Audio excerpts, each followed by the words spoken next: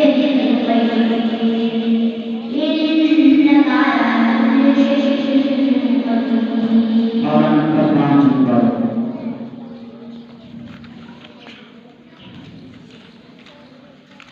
أعوذ بالله من الشيطان الرجيم.